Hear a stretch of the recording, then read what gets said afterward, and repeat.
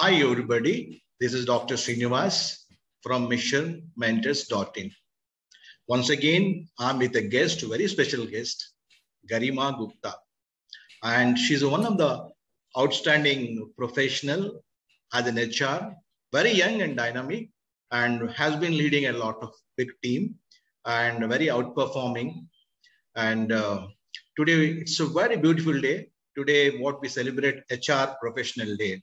And fortunately, we have an HR. She's general manager of American Oncology, a big multinational hospitals, group of hospitals, and she's leading as a general manager HR. And welcome, Garima, to Mission Mentors Talk Show. And this is a small introduction, and definitely she's an outperforming lady, and she has got a very specific areas of her interest. And you'll be surprising to know that being a HR, she's also a graphologist. She likes to be, training, teaching the people on graphology also. Garima, just our audience will be, most of them are engineers, management graduates, and young industry executives. We would like to focus on their interest of learning. And you know that Mission Mentor is a portal. Missionmentors.in is a portal for promotion of international schools, colleges, and B schools, engineering colleges, and universities. Here is a platform to learn the concept of various vertical, and you happen to be one of the finest vertical, that is HR. HR is a very prominent developing human resources. So this is what I know about you, and you're also part of Mission Mentors as a mentor, and you have been kind enough to participate, spend your time with us. And this is what about I know. Would you like to throw a little bit from your personal perception that as an HR, what is your life last 15 years? Goes to you now. Hi, sir. So life has been good. I think the career has been rewarding to me so far. I started my career way back 16 years back, I think, from an HR consulting. And I think that is something which is a commonly, the job available, at least to every HR professional. So whenever we passed out after doing an MBA, the maximum job opportunities somebody get is from the consulting background, at least that point of time when I started my career. So I also happen to be starting my career from a consulting, the HR consulting. I've been fortunate enough because I have, what is the advantage of working in any small organization? Then you get an exposure of everything, That's true. That's so start true. From, So start from your building the clients to the sourcing people, closing the position, and then doing the invoicing, and everything you get to know. So this is something which I always loved about any startup organization or any small organization, because learning is huge. You have a small team and you get to do everything. So that's the beauty. And I was lucky enough that I started my career that way, and I got hands-on experience of doing everything. I've been traveling a lot, and that's again a very interesting part of my journey, because of the traveling experience, what I got to expose to with various people, various culture, various organizations. So that's also is been added as a human being to me, that I can work with many types of the people cross-culturally. So I started my career from Delhi and then married in Mumbai, being 8 years in Mumbai, worked in Mumbai, and then because of some opportunity, I moved to Hyderabad, Bangalore. So, these kind of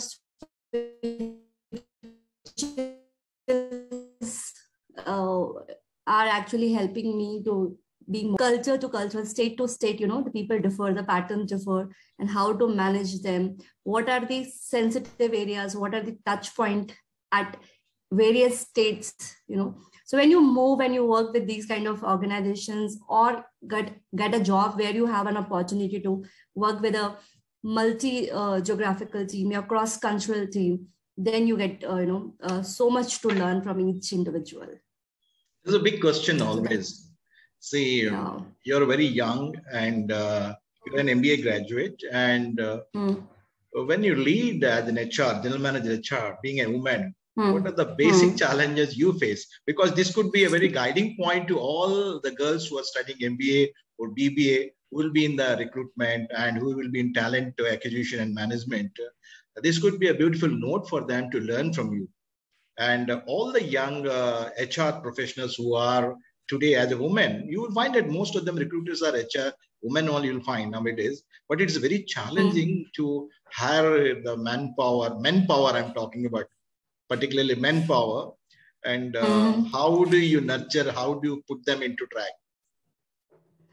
So first of all, we need to change this word now. We are not in a generation, we have already heard a lot about it, the manpower, man-made. So let's first scrap these terminologies. Let's have a human power. Yes, that's great. Okay. That's fantastic. Human power. Yeah. So let's first of all, so let's change this. I've been hearing, when we I was recently learning about that. No more human power or human possibilities. Now people talk about human possibilities, human engineering and all. Great. Correct, go ahead. So I won't say that I have not faced those challenges, being young and being a woman. It's not that I have not been, face those challenges. You face those challenges. But what I feel is, if you are true to your job and you know your subject and you are a nice human being, you are able to deliver, and over a period of time, these are the people who actually, when they see you are performing, and when they see your subject, they themselves come in your support and take you next level. So subject knowledge is very important. Subject knowledge is very important, and your behavior, your interpersonal skills is very, very important. Very important, sir. Okay. So functional skill is something you can, you can learn. There are people available who teach you functional skills. But behavioral skills, the interpersonal skills, even if somebody tried to teach you, but it is so you. It's so you as a person. You can get polished, but you cannot change completely. So having a good interpersonal skills is very, very important for any profession you are into, and more specifically when you are into HR, because that's your core job now. I was going through your profile. One of the areas I could see that you are a psychometric assessor also. I think psychometric assessing is one of the biggest skill that you have, added advantage to managing the people. So people would like to know, what is the psychometric assessing and how does it help for HR management? So psychometric tests are a very, very scientific and proven test, which helps as an HR professional or anybody who practice into counseling psychometric tests, is exactly knowing and understanding the people's personality. So, we individuals are very, very smart individuals. And from our childhood, we have been trained that how to behave in a public, how to behave in a social circle, how to behave in a close friend circle, what to talk, what not to talk, what words which you have to use, where are the filters. So we are very, very perfect. We know all this jargons, we can impress, we can do everything. And now that's again the challenge when as an HR, you are at the hot seat and you are interviewing and recruiting a person. Now, knowing what kind of questions you are asking, and if the person is smart enough, there's a possibility, the person can make you fool. Now, these are the tests. These are the psychometric tests, which is very, very scientifically, proven test. A lot of statistics, a lot of research gone behind it. And then these tests help an individuals to know exactly that your true self is. So there are various tests for various reasons. You can have a test for leadership style. You can have a test for personality analysis, that what kind of person you are. You can have a test for sales style. You can have a test for stress management. You can have a test for conflict resolution, So it is about knowing a person, that how a person behave in a certain situation, what exactly the style the person choose. And these kind of tests, when you get certified as a psychometric assessor or you use those tools, you get a better understanding about the people you are hiring for or you are dealing for. It's not only about hiring. Sometimes we use those tests for the training and development as well. So we know that who you are and which type of training you need, kind of thing. So there are various fields we can use these tests. So you have a multiple verticals, multiple functional departments. So before you're hiring, you do prefer to have a psychometric assessment also. And based on the functionality, you present the different patterns of psychometric testings for different functional areas, so that you have a niche alignment of connecting to the job specification and job description. Based on that, whether the people internally they match or not, what they say and what they are internally, that you will try to match it. If it matches, then there is an optimum level of stability will be there for the employment. That's a fantastic thing what you said. So psychometric testing is very important. And I think that our viewers who are management professionals or other engineering professionals, maybe you are looking for a job, should know the fine alignment of psychometric quantitative as well as qualitative metrics, what they normally use in these HR practices. Now, Garima, so these are the yes. So I just wanted to say these are the tools which help you to make your job better. So in our course curriculum of MBAs, we always been taught that what HR is, what exactly a job profile would be. You have to hire the right people for the right job at the right time and all. Yes. Now, how to do this is these are the tools which help us to do a right thing. So it's a scientific tool to assess an individual internally and also make him competent on the platform to work. Okay, this is very fantastic. I have been going through another aspect that you have been certified appreciate coach. What is this appreciate coach? I mean, many people say motivation coach and all is okay, which we have been, people need to be in HR as a motivational leader and all. But what is this new model, or what is this concept called appreciation coach or appreciable coach? Kindly enlighten. Yes. Coaching and counseling is a very interesting and again a very scientific way of doing it. What happens, there's a system called appreciative inquiry. There's a process called appreciative inquiry. Yeah, and using that process of appreciative inquiry, we develop a method and a model where, as a coach, we actually help our coachee to decide their personal goals, what exactly they want to do in their life. What are the strengths, how to achieve those goals, what are the motivators which is going to help you to achieve the goals, what are the distressors which, pull you back from that goal. Yes. And then hand-holding that coachee in a way so that he can reach to the goal. And in this entire process, the questioning process which we'll be using is the appreciative questioning.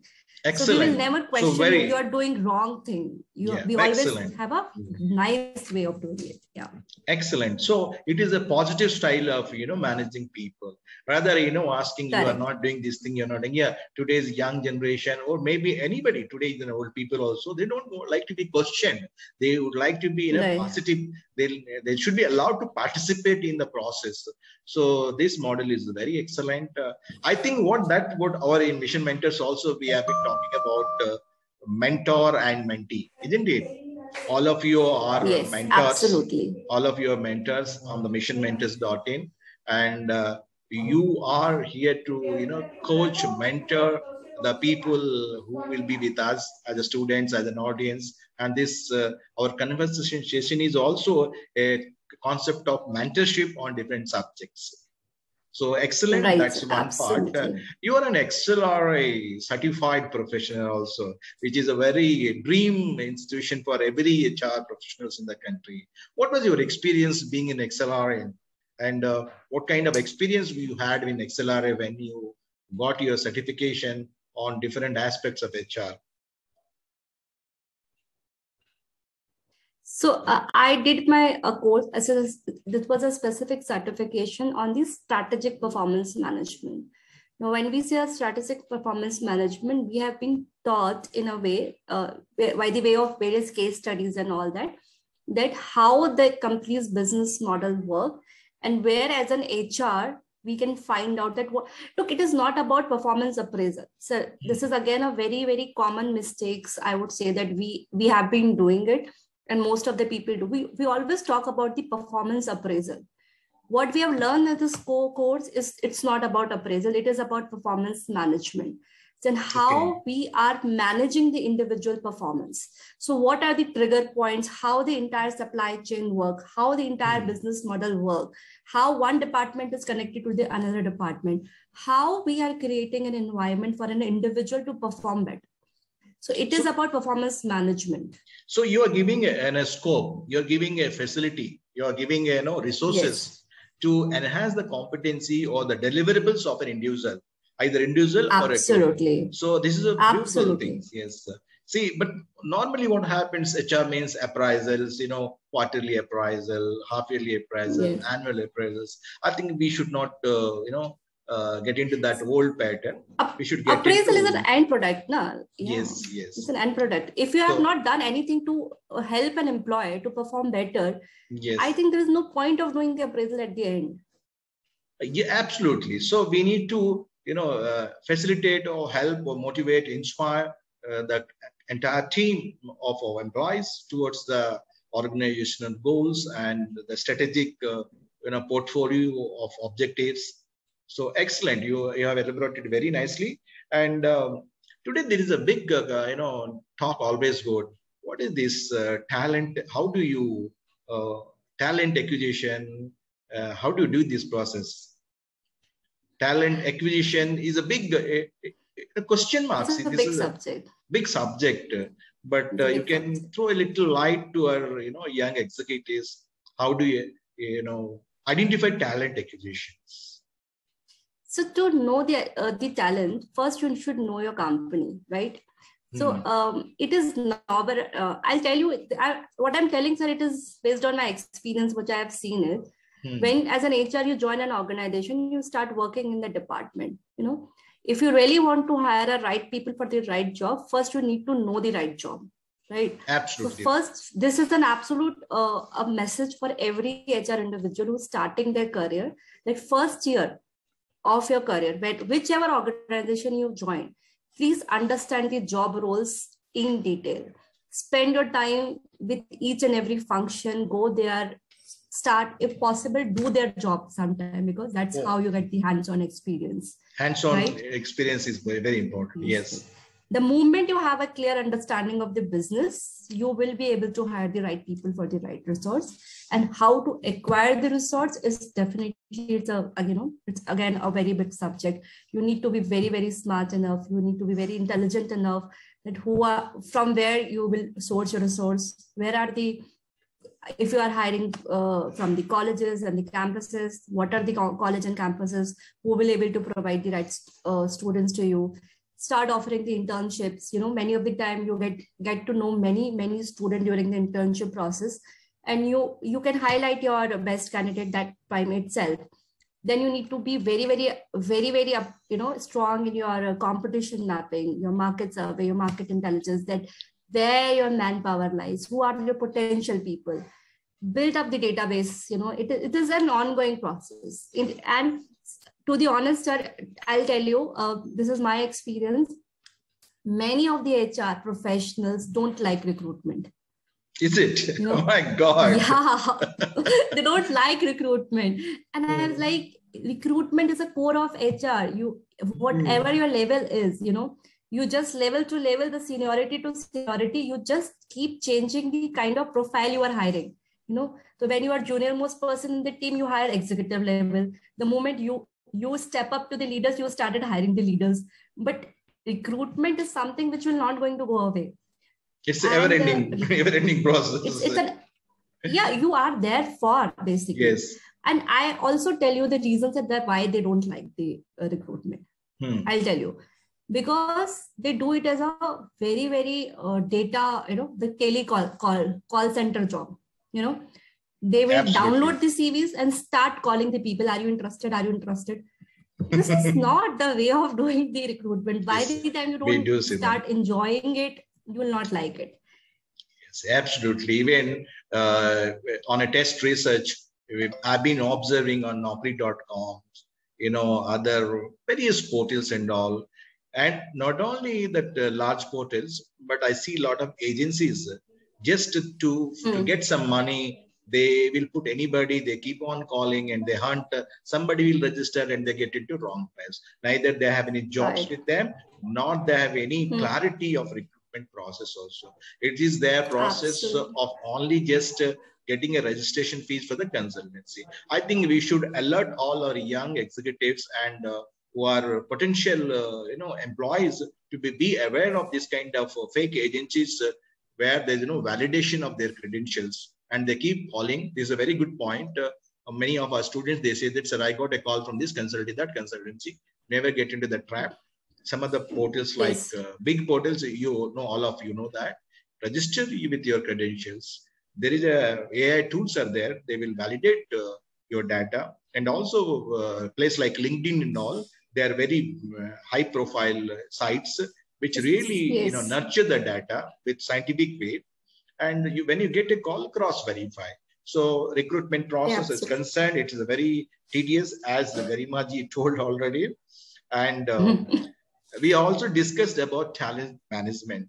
Today, there is one small request from me that see a lot of management graduates or engineering graduates, they look for internship.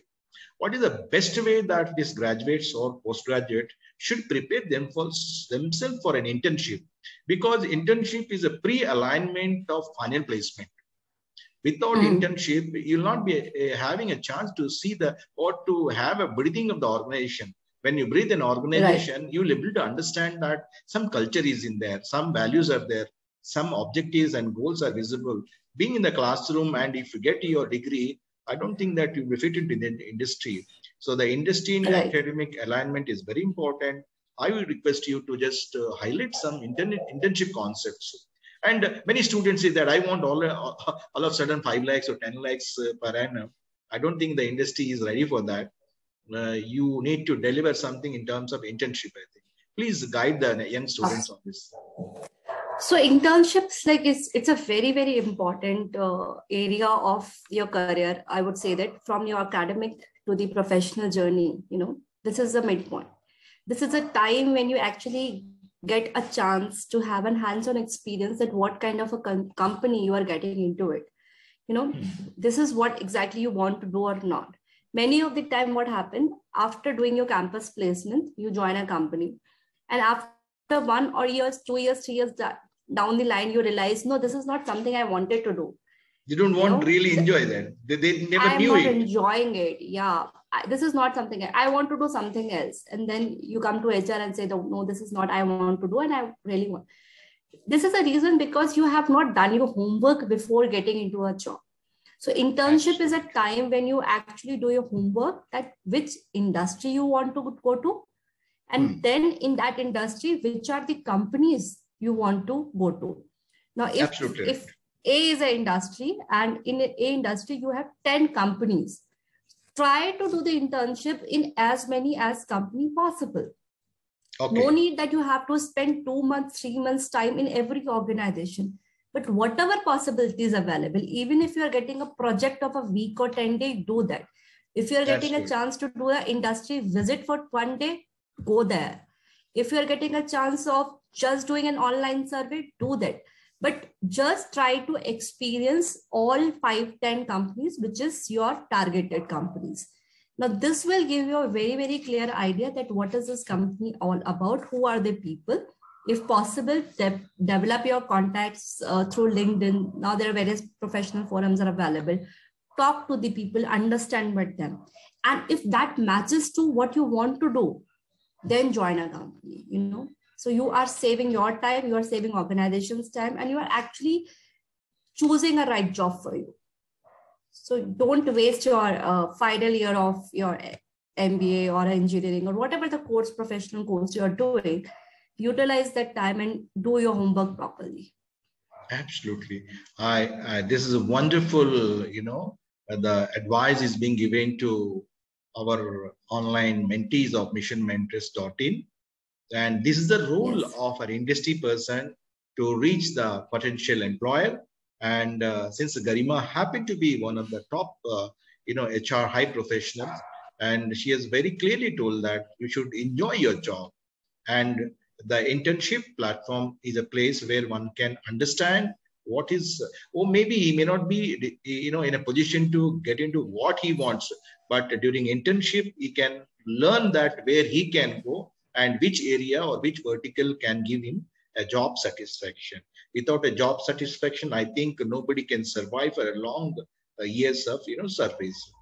So love your job is the concept, and before you want to get into this job, try to get into LinkedIn, search your industry vertical HRs, talk to them, message them in LinkedIn. Also, there are a lot of mentors up there in missionmentors.in. Our company also, we are basically for this only, mentoring the young executives, making educate, to provide education to millions of students across the globe and across the various verticals. We did not limit ourselves that we are only focusing on one area. We have various mentors in our portal. I think today we have 60 plus mentors already, and each mentor has a unique style of pattern and thinking pattern. And Garima happened to be one of the most inspiring mentor to be part of us, and we are really excited to have. And many more mentors are there; they are queued up, and it is only the time factor that what we need to do that. And this kind of mentorship and is very much important. See, it is not possible for every professors to learn everything what is happening in the industry. And when the professors and industry experts together join the hands, definitely we can deliver value to the society and value to the education. And Mission Mentor happened to be always a concept called innovation, creation, inspiration. So you can see that how these young general manager of a big hospital, how innovative our pattern. When you was talking manpower management, she said no more manpower management. It's a human resources. When you're talking human resources, no more. Now it is human possibilities. And maybe other coin, I always learn from Sadhguruji, always human engineering, inner engineering. So I think some kind of alignment is very required between academic professors and industry professionals. And Garima has got a various vertical. One of the most beautiful vertical, she has got graphology. So you need to give me a minute, just a minute, huh? Just a minute. Yes.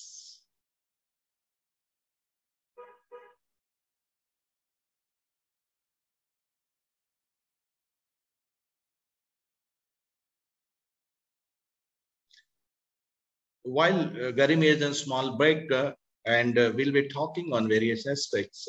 So as HR professionals, they are very well connected to the job specifications and job descriptions. And when they come to us in mission, like in academia, when academicians, of course, we are hybrid people, both academic and industry.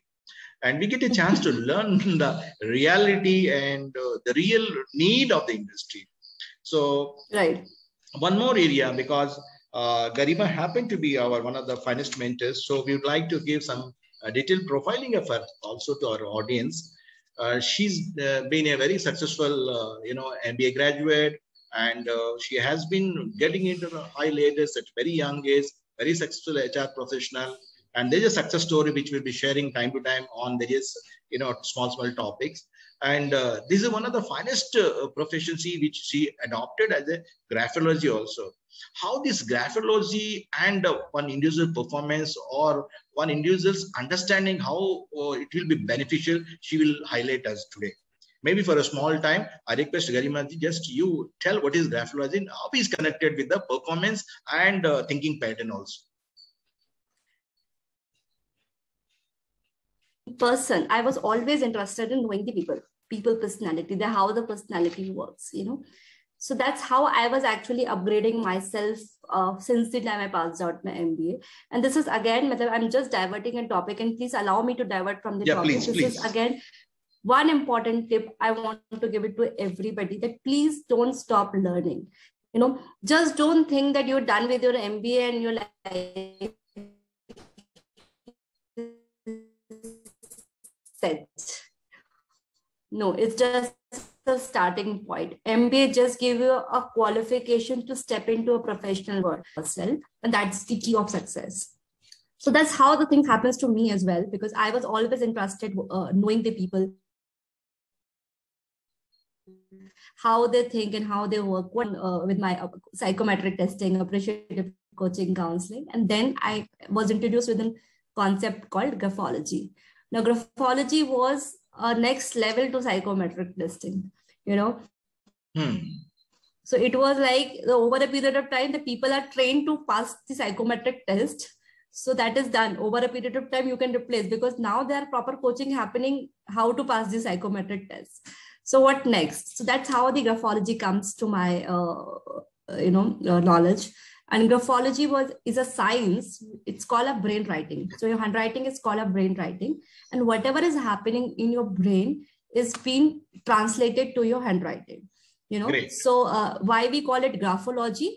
Because when we write through our pens, so we draw some graphs in papers. So as a graphologist, we don't see that what exactly you have written in. For us, these are the graphs, and we have been trained to read those graphs. So it's as simple as that. Like you go to a doctor and get your ECG done. Oh, absolutely. There are pattern done, and only a cardiologist who is a specialist who will read that what is your heart saying. So as a graphologist, we see the handwriting and we say that what's your mind saying, what your thoughts saying. So what is happening in your brain is what we get to know through your handwriting, and your handwriting talks everything about you, everything. So what kind of a person you are, what is your strength, weakness, likes, dislike, what bothers you, are you futuristic, are you introvert, are you extrovert, are you a thinker, are you a planner, you are an executor, you know, everything we can find out through graphology. So that is something interested me. And then I have mastered myself in this, very special science. And now, yes, it's been 10 years. I'm practicing. Excellent. I think anybody fills his resume with handwriting or signature, you can understand what is going in his mind. So yes, absolutely, this is very good science. I hope that we should conduct a workshop, live workshop. Yes, yes, absolutely. In our second episode. Or since absolutely. Anyway, we'll be having many episodes of yours, because we just have an introductory today, and in future due course of time we'll have with each specific area to be nurtured to our audience. And also the graphology will take as a workshop, maybe for half an hour, 1 hour, where we can bring the audience also as a participant and let them write few handwritings. Then you study, you tell them, you match it. And absolutely, yeah, Garima ji, it's wonderful that today we had an interaction with you.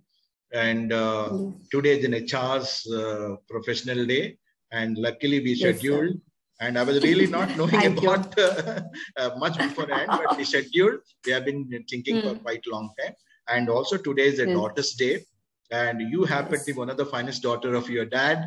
I wish you Daughter's Day to all our students, our mentors, mentees. And so you again miss the mama.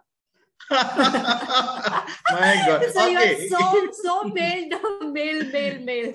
Yeah. I'm a daughter of my mom as well. Yes, you're a daughter of mom also. And you're also a mom now. You have a nice daughter, absolutely. And you're a wife. Yes. And you are doing multiple functions, and we are all proud of you for such kind of high achievements. See what happens finally, the mentors who are here with Mission Mentors, all are high performers, and all they have seen success, failures, but still they keep smile. And one Garima's quote is always there. She has been quoting everywhere: to grow, to smile, to learn, to what all that, I think, to inspire. These all things are there. This kind of energetic people definitely will enhance the excellence of human, excellence of education. And it is our responsibility from missionmentors.in that we keep bringing one or other person to make more vibration in academics and industry. Thank you very much, Garima, being with us today. Though it is a Sunday, that we had a nice time. And we keep having more and more mentors on our show. It's a Mentors Talk. And thank you very much. I will now try to